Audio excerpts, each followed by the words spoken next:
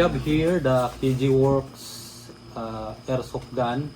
So this is only a toy. Pero kung makikita mo dun sa karton niya, meron siyang parang mga totoong bala. Pero laruan lang to.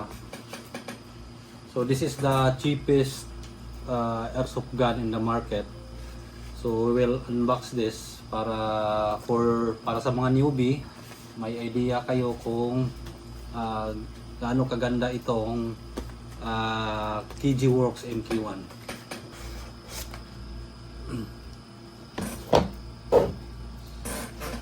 So in the box, so meron siyang user's manual, then ito na yung unit niya.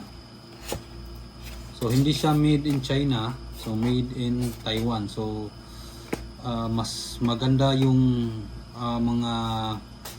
yung quality niya at saka yung mga material na ginamit. So this is the magazine, the full metal magazine.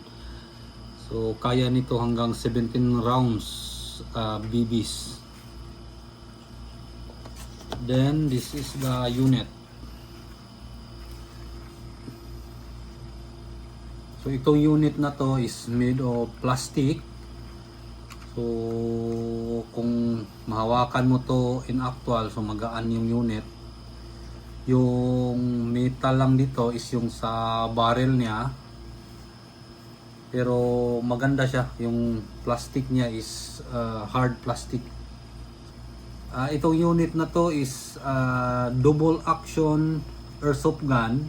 So meaning hindi mo na siya kailangang ikasa. So wala na siyang kasa na bago iputok. So ano lang siya, diretso na lang siyang trigger. So kaya natawag siyang double action kasi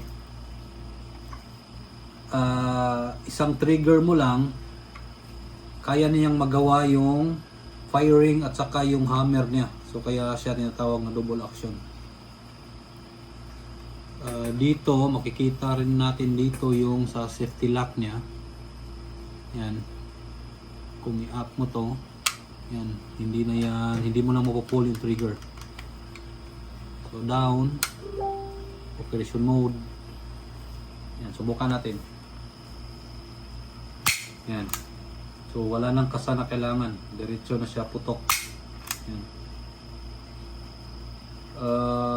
Ang kaibahan lang nito, yung double action at saka yung gas blowback, mas ano lang to, parang mas matigas yung trigger niya i-compare mas doon sa mga gas blowback.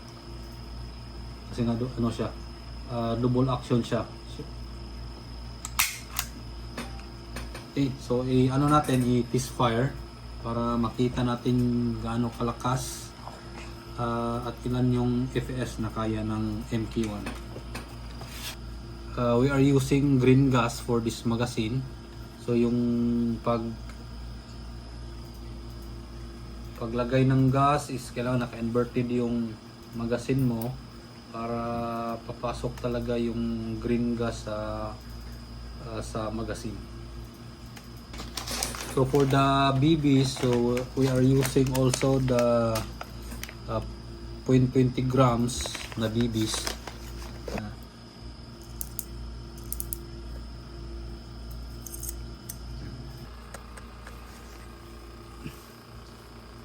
So check natin yung ano niya, yung FPS niya, kung gaano kalakas itong MK1. So just insert the magazine. Yan.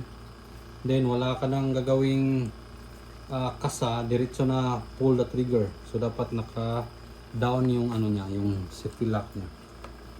Okay, check natin.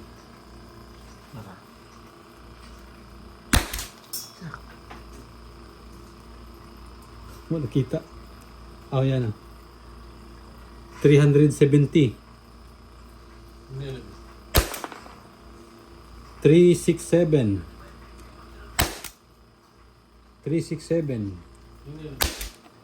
358.